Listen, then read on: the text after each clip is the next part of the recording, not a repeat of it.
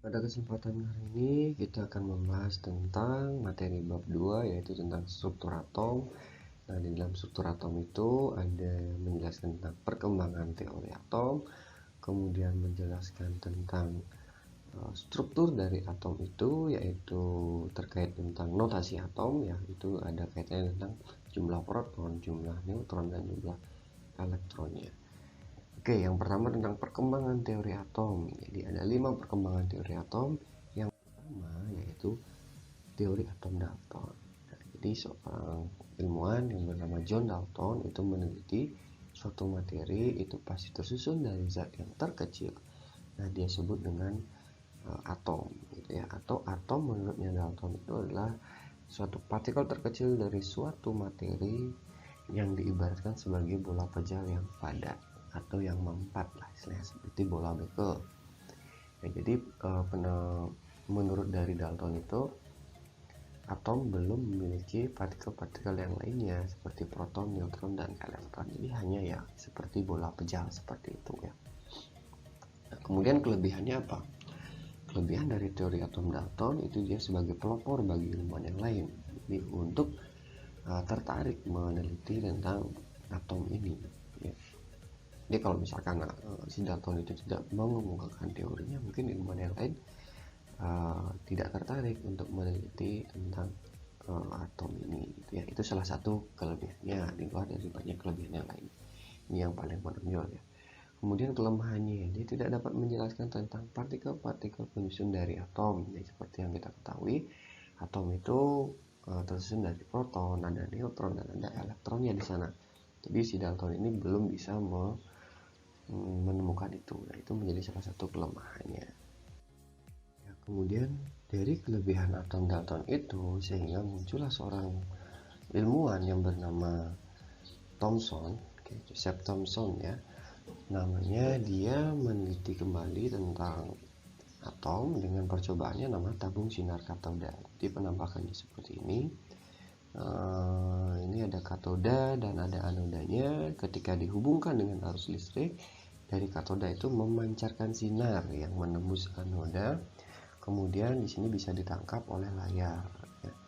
Layar berfluoresensi namanya. Kalau yang sekarang kalian bisa analogikan bahwa percobaan tabung sinar katoda ini adalah TV yang ada tabungnya di belakang gitu ya. Jadi kalau sekarang kan kebanyakan TV yang LED ya.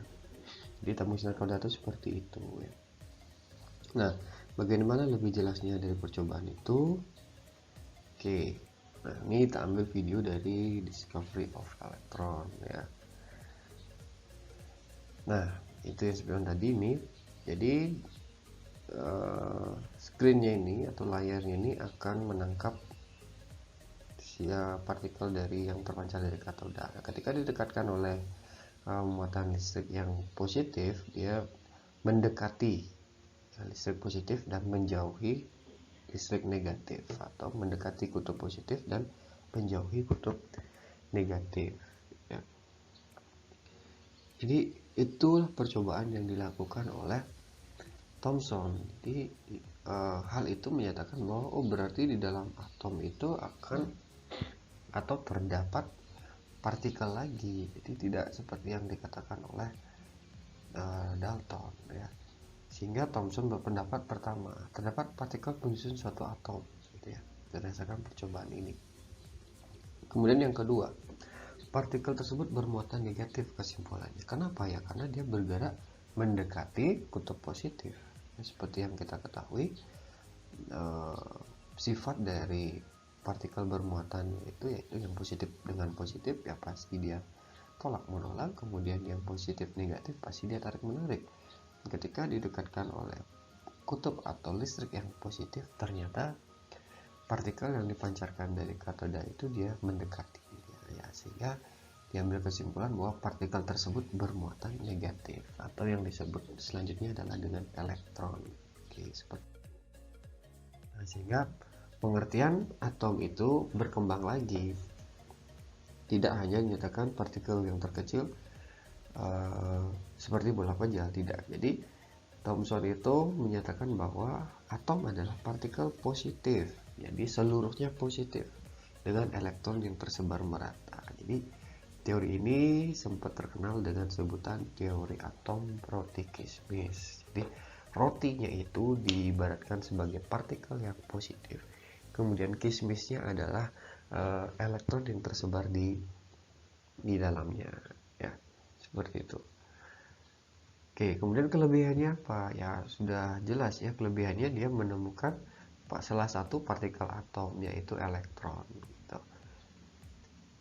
Kelebihannya ya dia tidak dapat menjelaskan posisi dari partikel positif itu. Dia hanya menyatakan oh si atom ini dia partikel positif, kemudian ada elektron yang tersebar. Nah, ada statementnya dia juga menyatakan bahwa jumlah muatan positif dengan negatif di dalam atom itu sama, ya, sehingga atom itu netral dia, seperti itu ya. Nah, ini kelebihan dan kelemahannya. Ini salah satunya tidak tak jabarkan seluruhnya, tapi yang paling menonjol ya di antaranya. Oke, itu tentang teori atom Thomson.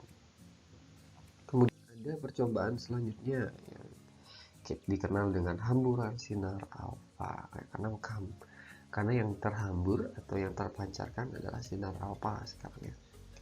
Jadi sinar alfa itulah sinar yang bermuatan positif. Ini dilakukan percobaannya oleh Rutherford yang mencetuskan atau yang menggagalkan istilahnya teori dari Thomson itu.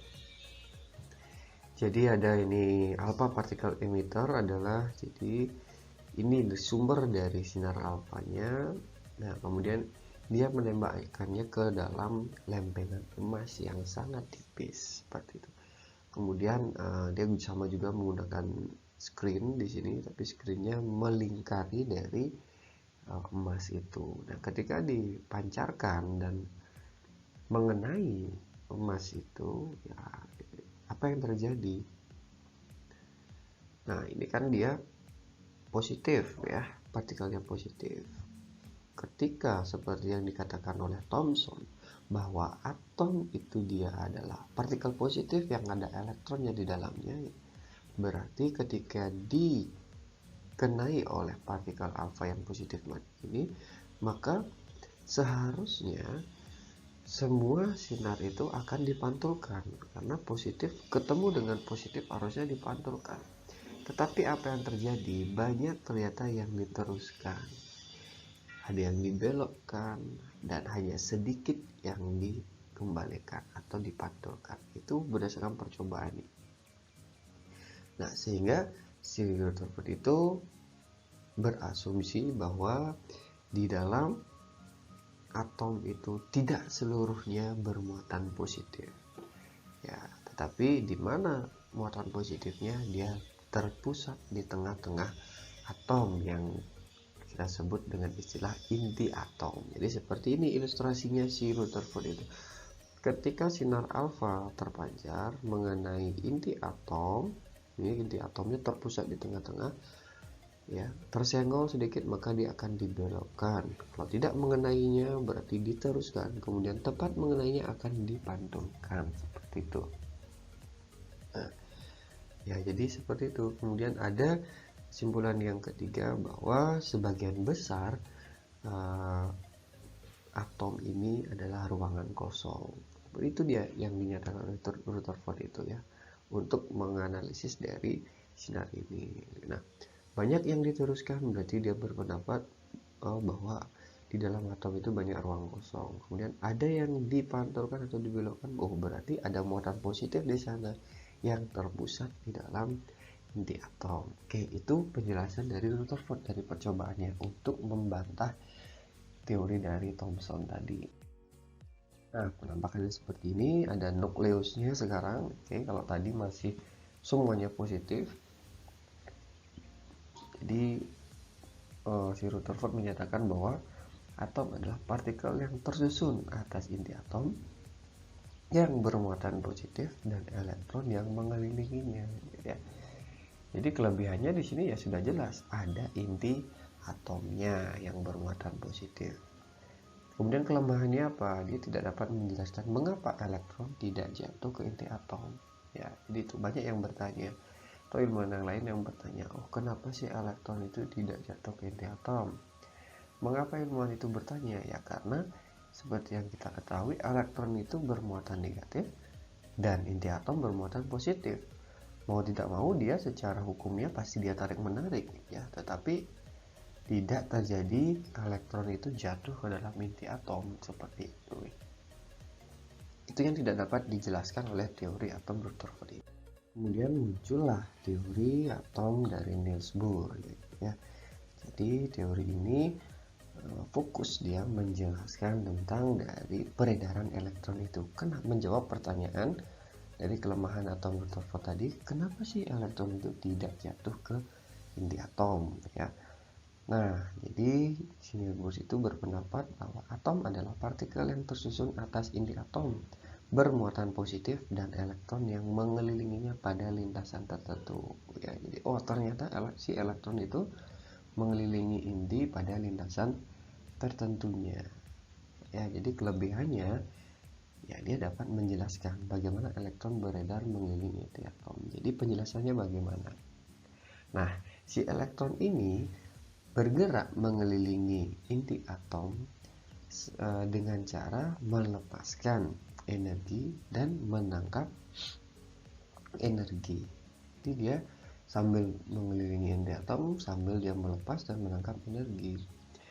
Nah, jika elektron yang beredar pada lintasan yang paling luar itu dia melepaskan energinya, dia akan berpindah ke lintasan yang lebih dalam. Kemudian elektron yang berada di lintasan lebih dalam itu bisa menyerap energi yang dilepas tadi dan pindah ke lintasan yang lebih luar.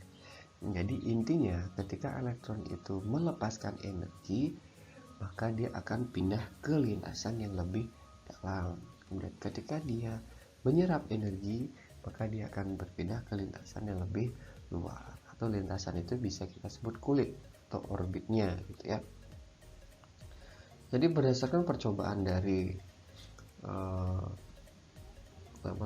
dari Niels Bohr ya tentang spektrum garis gitu ya. Jadi ini spektrum garis atom hidrogen dia umpamakan seperti itu ya.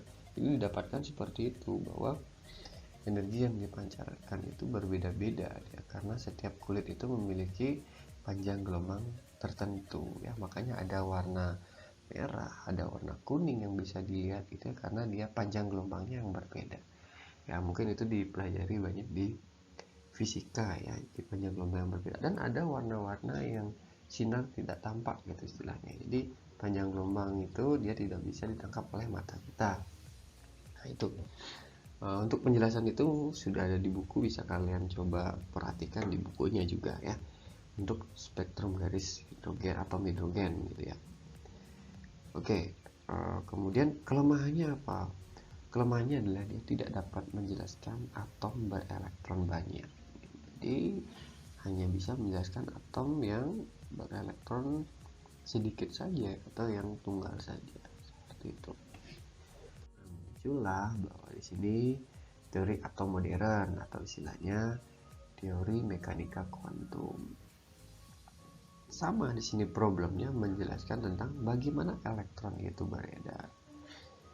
Jadi para ilmuwan di sini yang mencetuskan tentang teori mekanika kuantum yaitu ada beberapa ilmuwan ya. Salah satunya adalah Schrödinger ya, ada Erwin Schrödinger, kemudian ada de Broglie ya, itu yang menyatakan bahwa elektron itu bisa memiliki sifat dualisme gelombang. Jadi bisa bersifat sebagai materi dan bisa sebagai gelombang. Jadi pergerakan dari elektron itu seperti gelombang ya. Nah, di sini peluang terbesar keberadaan elektron dalam atom itu ya disebut dengan orbitalnya. Jadi atom dari mekanika kuantum ini menyatakan bahwa partikel yang tersusun atas inti atom masih sama, di dalamnya bermuatan positif, dan elektron yang mengelilinginya pada orbitalnya. Ini bukan pada lintasannya sekarang. Jadi kalau pada lintasan tracknya ya pasti di dalam track itu saja, gitu ya. Tapi kalau dia di dalam mekanika kuantum ini dia beredar pada orbitalnya. Orbital itu adalah daerah kebolehjadian terbesar atau peluang terbesar kita menemukan si elektron ini, ya, seperti itu. Oke, ini harusnya kelebihannya ya. Kelebihannya bukan ini, kelebihannya adalah kita bisa menemukan di mana sih letak elektron itu beredar yang paling banyak, gitu ya. Secara pastilah kita bisa tahu, oh di sini letak elektronnya. Jadi ini kalian bisa ganti saja, ini salah ya. Kemudian kelemahannya sulit diterapkan secara makroskopis ya. Jadi sekali lagi karena dia mempunyai sifat dualisme gelombang tadi ya. Nah, jadi dari 5 itu kalau kita persingkat lagi untuk mengingatnya, pertama, atom itu adalah tidak ada apa-apanya, hanya seperti bola pejal gitu ya menurut Dalton. Kemudian berkembang, apa sih yang ditemukan oleh atom Thomson ini? Oh, ada elektronnya, jadi berkembang sudah ada elektronnya. Kemudian apa yang ditemukan oleh Rutherford? Ya ternyata ada inti atomnya, gitu ya. Jadi perkembangannya yang pertama berkembang menemukan elektron oleh Thomson, menemukan inti atom oleh Rutherford, kemudian menemukan lintasan elektron oleh Niels Bohr, dan mekanika kuantum menemukan bahwa atom atau elektron itu bergerak pada orbitalnya. Ini singkatnya seperti itu perkembangan dari teori atom ini. Oke, sekarang kita lanjut pada partikel penyusun dari atom. Jadi partikel penyusun dari atom seperti yang sudah kita bahas dan kalian ketahui, ada proton, ada neutron, dan ada elektron. Proton dan neutron itu letaknya di inti atom, sedangkan elektron bukan pada kulitnya tetapi pada orbitalnya, gitu ya. Orbital itu nanti istilahnya bisa kita katakan sebagai subkulit ya. Jadi di dalam kulit ada kulit lagi, gitu ya. Oke, nah sekarang notasi atom. Ya, inilah notasi atom dari karbon. Ya, ada angka 12 dan ada angka 6. Nah, ini banyak kalian bisa lihat di tabel periodik unsur. Ya, bagi yang tidak punya tabel periodik unsur, kalian kalau belajar kimia ya wajib punya, gitu ya. Kalau nggak punya fisiknya, kalian bisa punya di handphone kalian, gitu. Bisa download saja. Jadi banyak di Google itu yang sudah ngepost tentang ini, gitu, tentang apa namanya, tabel periodik unsur. Oke. Nah, kita belajar tentang notasi atom dulu. Jadi supaya kalian nggak bingung, oh ini apa sih maksudnya? Itu ada 12, ada C dan ada 6. C itu sendiri adalah lambang atomnya. C melambangkan atom karbon, kemudian O melambangkan atom oksigen, N melambangkan atom nitrogen, dan banyak yang lainnya. Kalian bisa pelajari itu dan sudah pernah kalian pelajari rasanya. Kemudian angka 12 itu adalah nomor masanya. Kemudian 6 itulah nomor atomnya, gitu ya. Nomor atom di sini itu akan berurutan di tabel periodik itu dari pojok kiri atas sampai pojok kanan bawah ya. Nomor atom ini pasti berurutan ya. Kemudian nomor massa ini menyatakan berat dari atom itu, tetapi satuannya tidak gram, tidak kilogram, ons, tidak. Jadi satuan dari massa itu namanya SMA. Jadi S itu satuan, M itu massa, A itu atom. Jadi satuan massa atom. Sini 12. Dari mana diperoleh? Ya seperti tadi. Nomor massa itu adalah jumlah proton dan jumlah neutronnya. Kalau ada yang bertanya, loh kan di dalam atom itu ada elektronnya juga, kenapa massa elektron tidak disertakan? Jadi elektron itu adalah partikel yang bermassa sangat kecil. Jadi proton dan neutron jauh lebih besar massanya. Perbandingan mereka adalah kira-kira itu 10 pangkat 9 sampai 10 pangkat 9. Jadi sangat kecil sekali. Jadi bisa diumpamakan misalkan proton itu beratnya satu karung yang besar ya, satu karung beras gitu ya. Kemudian elektron itu hanya satu biji berasnya. Jadi ya keberadaan elektron atau massa dari elektron itu bisa kita abaikan di sana untuk menentukan nomor massanya gitu ya. Jadi lagi sekali cara mencari nomor massa adalah jumlah proton ditambah dengan jumlah neutronnya. Kemudian nomor atom itu menyatakan jumlah proton. Nah, kemudian jumlah elektron, bagaimana caranya kita tahu? Nah, jumlah proton akan sama dengan jumlah elektron. Kenapa? Karena atom itu netral. Ya, atom netral, maka jumlah yang positif akan sama dengan jumlah yang negatif. Jadi, dengan kata lain, jumlah proton sama dengan jumlah elektronnya. Nah, contohnya seperti ini. Jadi jumlah proton itu 6. Dari sini ya, langsung menjadi nomor atomnya. Kemudian jumlah elektronnya juga 6 karena sama dengan protonnya. Kemudian jumlah neutronnya kita bisa dapat dari ini ya. Jadi kalau sudah tahu jumlah protonnya, kemudian jumlah nomor massanya ada, sehingga tinggal kita kurangi saja. Nomor massa dikurangi jumlah protonnya, sehingga ketemu jumlah neutronnya, yaitu 6 juga. Oke, seperti itu. Sangat gampang ini ya. Jadi di SMP juga rasanya sudah kalian pelajari ya. Selanjutnya yang terakhir adalah tentang isotop, isoton, isobar, dan isoelektron. Jadi ada 4 iso di sini.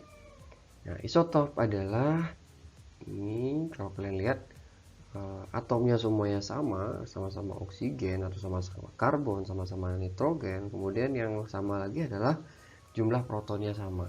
Ya, itu adalah isotop. Yang lainnya berbeda dari nomor massa atau jumlah neutronnya. Kemudian kalau isoton kalau kalian lihat di sini karbon, neutron, oke, berarti dia atomnya berbeda. Kemudian nomor atomnya beda, nomor massanya beda. Nah, yang sama itu apa? Nah, coba kalian kurangi atau cari di jumlah neutronnya. Nah, ini kalau jumlah neutronnya kita dapat itu 7, itu 13 dikurangi 6 ya. Kemudian ini juga 7, 14 dikurangi 7. Jadi isoton itu adalah jumlah neutron yang sama. Kemudian kalau isobar, nah isobar ini atomnya juga beda. Yang sama adalah atasnya atau nomor massanya sama. Oke. Kemudian ada isoelektron. Nah, isoelektron itu atomnya juga beda. Ya, ini ada tambahan lagi, ada ionnya gitu ya. Jadi kalau isoelektron itu elektronnya yang sama. Nah, kalau kita cari di sini plus 2, maka plus 2 itu artinya jumlah proton itu lebih banyak lagi 2 dari jumlah elektronnya. Ya, jadi sudah menjadi ion ya di sini. Berarti jumlah elektron yang terdapat di Mg2+ ini adalah 10. Karena apa? Jumlah protonnya harus lebih banyak lagi 2. Ya, jadi jumlah elektronnya 10. Atau kalau mencari elektron, kalau dia ada ionnya, berarti jumlah proton dikurangi dengan muatannya, gitu aja ya. Nah, kemudian di N3- atau min 3, jadi dia bermuatan negatif 3. Jadi negatif 3 berarti lebih banyak jumlah elektronnya ketimbang jumlah protonnya. Berarti berapa jumlah elektron di sini? Nah, karena protonnya 7 dan dia bermuatan negatif 3, berarti jumlah elektronnya 10. Jadi bisa kalian jumlahkan di sini untuk mencari elektronnya. Jadi tanpa menghiraukan plus minusnya tapi ya. Jadi kalau dia positif berarti kalian kurangi untuk mencari elektronnya. 12 dikurangi 2. Nah, kemudian kalau dia negatif berarti kalian jumlahkan 7 ditambah 3. Itu untuk mencari elektronnya. Oke, kembali ke topik pembahasannya. Nah, gimana caranya supaya kalian tidak terbalik gitu ya.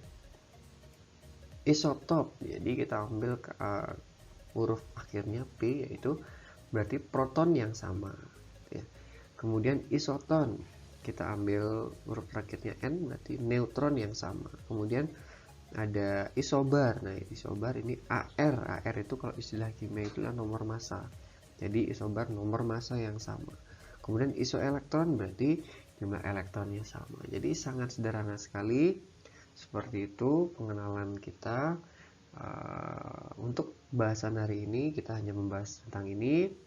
Silakan kalian pelajari kembali, atau misalkan kalian masih bingung, kalian bisa putar kembali video ini. Kemudian kalau kalian mau mencari video-video yang lainnya di YouTube itu sangat banyak sekali, dan jangan lupa untuk tetap membaca bukunya. Oke.